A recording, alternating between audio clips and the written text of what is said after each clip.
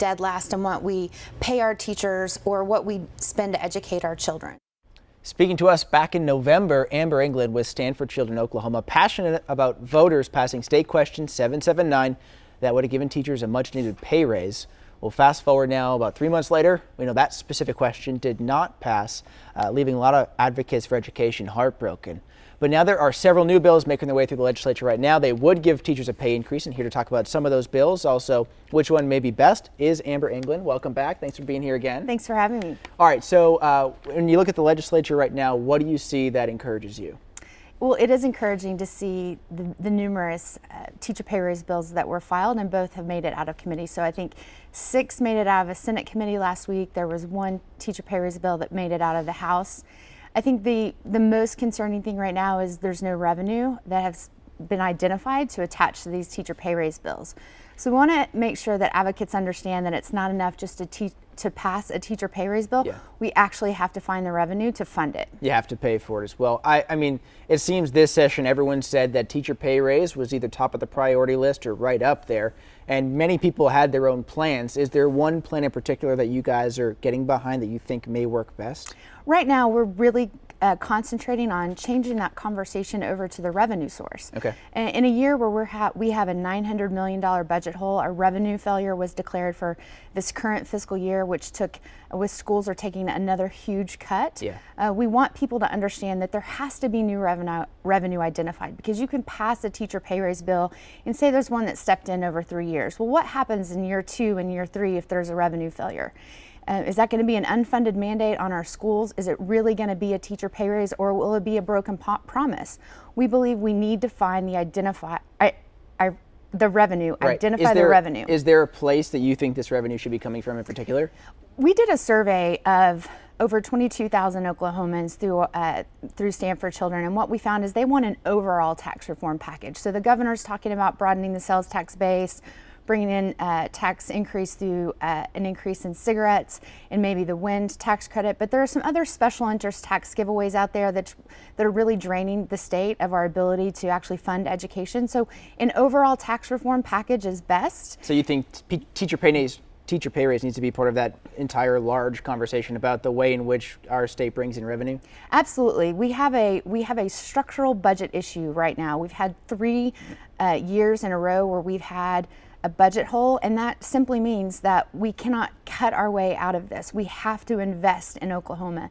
We just did a podcast with Representative Leslie Osborne. She's the chair of the Appropriations and Budget Committee in the House, and she says we can't cut any further. We've cut everyone down to the bone. It's time to invest.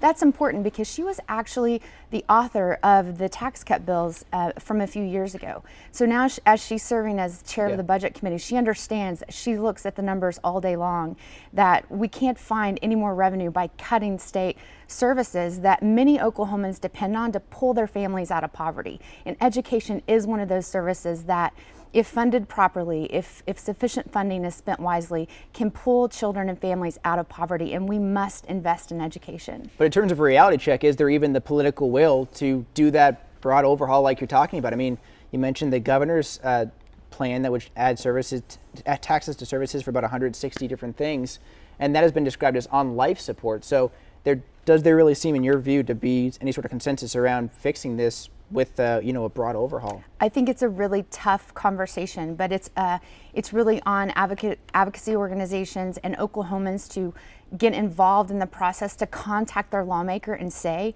we have to fix this budget problem. I think with State Question 779, we were able to win that conversation. People understood that we need a teacher pay raise.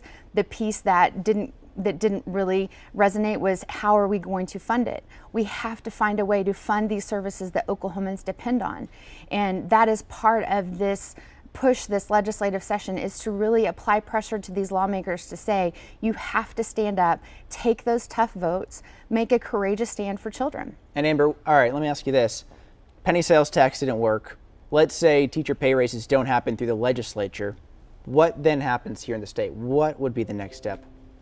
I think that it would be a tragedy if this legislature can't find the funding this year to actually pass a teacher pay raise. We're already dead last because 2 states, Mississippi and South Dakota, actually passed teacher pay raises last year. So now we're 50th. So what that means is more teachers will leave to go to Texas and Arkansas, every other state that borders us. It means our kids aren't going to get a quality education. We really are at a tipping point, which means this onus is on the legislature. They must find a solution, and that means taking a tough vote on finding revenue necessary to not only pass a teacher pay raise, but to restore some of these funding cuts that have crippled schools. They're going to 4-day school weeks, overcrowded classrooms. They're eliminating many important classes, AP courses, arts. It's just a tragedy what's happening in these schools and in other state services as well. So it's past the point where we can just sit around and fret about it. We actually need to take action. Now, you say restore some of the cuts. There are actually additional cuts coming, just announced this week, another $11 million from the general fund being taken from education, some $39 million from a future fund. So basically another $50 million is being taken from education, just announced this week.